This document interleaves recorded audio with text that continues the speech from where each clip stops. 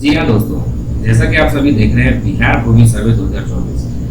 आज का मेरा ये टॉपिक है प्रपत्र 2 को आपको कैसे भरना है सही से। तरीका जान लीजिए बढ़िया से, नहीं तो आपको पड़ेगा पछताना।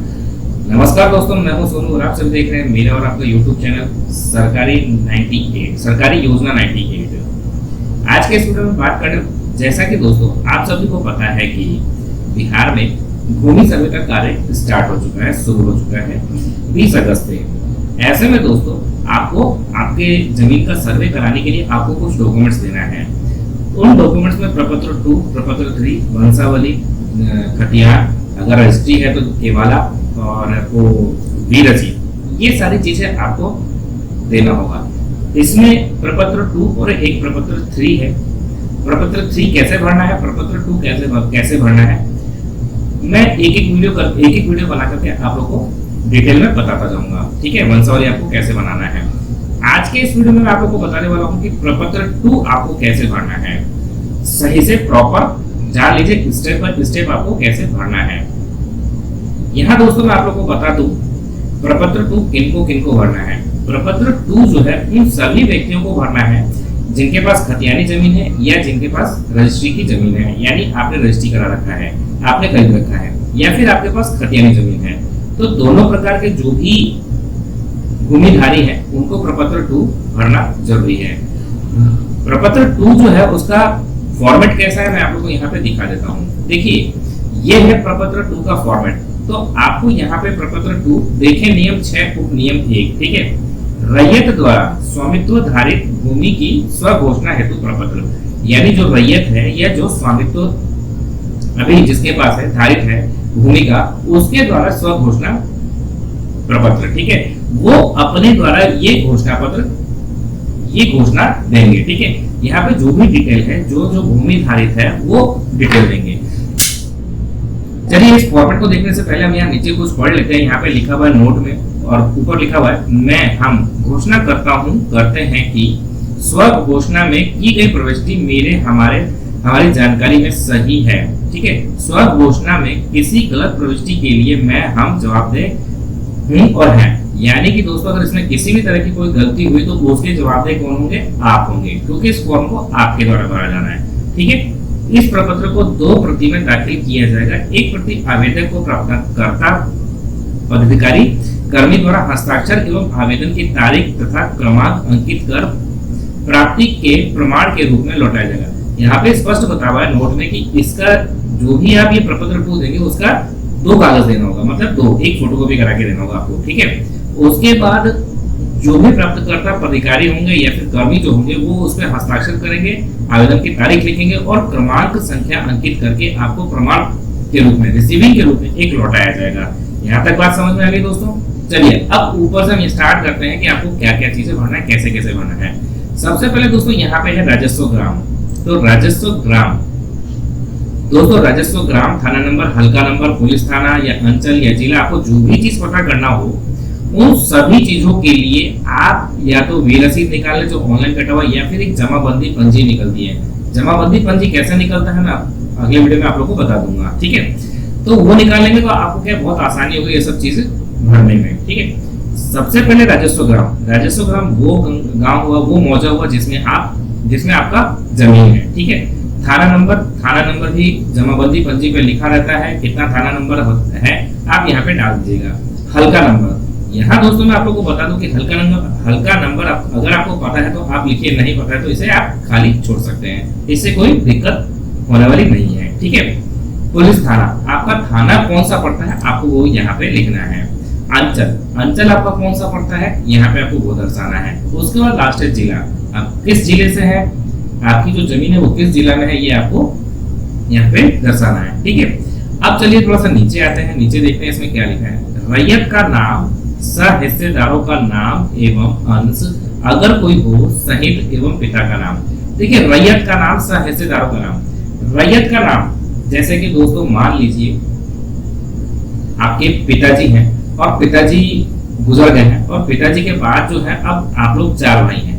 तो जो दोस्तों अभी जो वर्तमान में उस जो पूरी जमीन का मालिक कौन है, आप 4 भाई। तो यहाँ पे दोस्तों रैयत का नाम, सह हिस्सेदारों का नाम, मतलब यहाँ पे आपके भाइयों का नाम लिखना है चारों का, और उसके बाद उनके पिताजी का नाम लिखना है, ठीक है। और दोस्तों यहाँ पे एक चीज और क्लियर मैं आप लोगों को बता दूं, अगर आप लोगों में आपसी बंटवारा हो चुका है, अगर आपसी बंटवारा है तो दोस्तों यहाँ पे आपका नाम लिखना है, उसके बाद आपका कितना अंश है वो लिखना है, ठीक है। और फिर यहाँ पे आपके सह हिस्सेदारों का नाम लिखना है, उसके बाद उनका अंश लिखना है, और लास्ट में आपको आपके पिताजी का नाम लिखना है, ठीक है। उसके बाद सेकंड कॉलम जो आता है वो स्थायी पता का। स्थायी पता में आपको दोस्तों आपका जो स्थायी पता है, जो एड्रेस है वो लिखना है। यहाँ पे दोस्तों खाता नंबर, तीसरा कॉलम जो है खाता नंबर का। दोस्तों जो भी आप प्लॉट, जो भी आप वे रसीद निकालेंगे या जो आप जमाबंदी पर्ची निकालेंगे, उसमें खाता नंबर दिया होता है, खेसरा नंबर दिया होता है, रकबा एकड़ डेसिमल में दिया होता है, ठीक है। तो आप वहां से खाता नंबर देख के लिख लीजिएगा, खेसरा लिख लीजिएगा, और रकबा एकड़ डेसिमल भी आप यहाँ पे देख के लिख लीजिएगा। चौहद्दी दोस्तों कोई लिखना जरूरी नहीं है, क्योंकि दोस्तों छोटा सा कॉलम है, लिखे तो अच्छा है, नहीं लिखे तो भी छोड़ सकते हैं आप, ठीक है। उसके बाद किस्म जमीन यानी जमीन किस किस्म की है, यानी जमीन खेती वाली है तो खेतीहर लिखना है, अगर घर का जमीन है तो आपको घर लिखना होगा, ठीक है। तो किस्म जमीन में आपको ये चीज लिखना है। शेष को छोड़कर लगान, दोस्तों लगान अगर आपको पता हो तो आप लिखिए, अदरवाइज से खाली छोड़ सकते हैं। जमाबंदी संख्या, अब दोस्तों इसको थोड़ा सा ध्यान दीजिएगा। जमाबंदी संख्या वो संख्या है जो आपके जमाबंदी पंजी जो निकालते हैं उस पे अंकित रहता है। सबका जमाबंदी पंजी अलग अलग रहता है, आप उस जमाबंदी पंजी को यहाँ पे संख्या को लिख सकते हैं। अगर आपके पास है तो लिखिए, नहीं तो छोड़ सकते हैं। उसके बाद दोस्तों यहाँ पे आता है भूमि पर दावा का आधार यथा उत्तराधिकारी, दान, क्रय, बंदोबस्त, अन्य। देखिए ये इंपॉर्टेंट है, भूमि पर दावा। आपने जो यहाँ पे डिटेल भरा है, जो भी खाता खेसरा भरा है, रकबा भरा है, डिसमिल भरा है, आपका उस पे दावा कैसे है आपको यहाँ पे वो दर्शाना है। आपको उत्तराधिकारी में मिला हुआ है, दान में मिला हुआ है, या क्रय किया है आपने, या बंदोबस्त है, या अन्य है, तो आपको वो चीज यहाँ पे दर्शाना होगा। क्लियर है दोस्तों। उसके बाद दोस्तों यहाँ पे अभियुक्त अगर कोई हो, अभियुक्ति अगर कोई हो, यानी दोस्तों उस जमीन पे किसी तरह का कोई विवाद है या केस है या और कुछ है, तो अन्य आप यहाँ पे उसको दर्शा सकते हैं। दोस्तों अगर केस है, टाइटल सूट चल रहा है या कोई भी केस चल रहा है उस जमीन पे, तो आपको क्या करना है, यहाँ पे उसका डिटेल डालना है कि ये केस नंबर है, ये चल रहा है, ठीक है। तो लास्ट के अभियुक्ति में अगर कोई हो तो डालना है, या आपसे आप लोगों का बंटवारा नहीं हुआ है तो आप इसमें डाल सकते हैं। यहाँ दोस्तों मैं एक चीज आप लोगों को क्लियर कर दूं, अगर आप 3 भाई हैं या 4 भाई हैं या 2 भाई हैं, आपकी जमीन आपके पिताजी या दादाजी के नाम पे है और आप अब अपने नाम पे लाना चाहते हैं, तो इससे अच्छा मौका आप लोगों को नहीं मिलने वाला है। आपसी बंटवारा कर लीजिए, आपसे सहमति लीजिए, आपसे सहमति से आप लोग अपने जो दादाजी या पिताजी के नाम पे जो जमीन है वो अपने नाम पे करवा सकते हैं। लेकिन दोस्तों इसमें याद रखना है कि आपको आपसी सहमति होना बहुत जरूरी है। दोनों भाइयों में, तीनों भाइयों में, चारों भाइयों में, जितने भी भाई हैं, अगर आपसी सहमति होगा तो आप लोगों की जमीन है आपके अपने अपने नाम पे हो जाएगी। यहाँ पे नया खाता खुल जाएगा, नया आपको खतियान मिल जाएगा, नया प्लॉट नंबर मिल जाएगा, सब कुछ आपको नया मिलने वाला है, ठीक है। तो अगर आप में सहमति है तो आप लोग आपस में बंटवारा कर लीजिए, बंटवारा करके आप इसमें भर सकते हैं और भर के दे सकते हैं। उसके बाद दोस्तों चलिए हम लोग नीचे आते हैं। नीचे यहाँ पे स्थान। अब दोस्तों यहाँ पे स्थान कौन सा लिखना है? स्थान दोस्तों वो लिखना है जहां पे आप इस फॉर्म को जमा करेंगे। जो प्रपत्र 2 है, भरने के बाद में इसके साथ आपको खतियान या रजिस्ट्री जो केवाला है वो उसकी फोटोकॉपी या फिर वी रसीद है, ये सारी चीजें फोटोकॉपी लगा करके आपको संलग्न करना होगा। तो आप जहां भी इसको फॉर्म को जमा करेंगे उस स्थान का यहाँ पे नाम देना है। डेट आपने जिस दिन जमा किया उस दिन का यहाँ पे डेट देना है। यहाँ पे रैयत का हस्ताक्षर, अंगूठे का निशान, मोबाइल नंबर व आधार संख्या। देखिए यहाँ पे रैयत का हस्ताक्षर अगर वो साइन करते हैं तो हस्ताक्षर करेंगे, अगर वो पढ़े लिखे नहीं है, अंगूठा लगाते हैं तो वो अंगूठा लगाएंगे।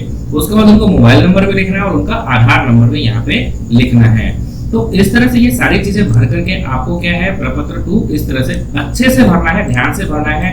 दोस्तों अगर फिर भी आपको ना समझ में आए तो मुझे एक बार कमेंट कर लीजिएगा, नहीं तो दोस्तों आपके गांव में जो कर्मचारी आए हैं, जो कर्मचारी बहाल हुए हैं, वो जाएंगे और आम सभा करेंगे, वहां पे भी आज आप अच्छे से इस फॉर्म को कैसे भरना है समझ सकते हैं।